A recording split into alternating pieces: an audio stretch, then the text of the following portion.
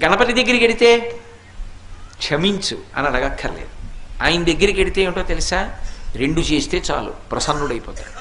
ఒకటి ఇలా ఇలా ఇలా అంటే చాలు, మిటికలు ఈ రెండు కణతల మీద 3 మాటలు కొడితే ఆయనకి సంతోషం.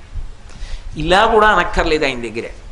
ఇలా కొట్టి ఈ చేతి మీద కుడి చేయి పైకొచ్చేట్టు ఎడం చేయి కిందకు ఉండేటట్టు పెట్టి కుడి చేత్తో ఈ చెవి చివరిని ఎడం చేత్తో ఈ చెవి చివరిని పట్టుకొని 3 మాటలు గుంజీలు తీస్తే ప్రసన్నుడైపోతాడు.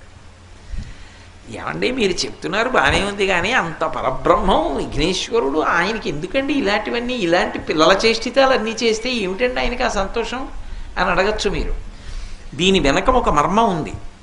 ఒకప్పుడు అగస్త్య మహర్షి మహానుభావుడు, సామాన్యుడు కాడైన ఆయన ఆ దక్షిణ దేశంలో ద్రవిడ దేశం దగ్గర ఒక పర్వతం మీద కూర్చొని తపస్సు చేస్తున్నాడు.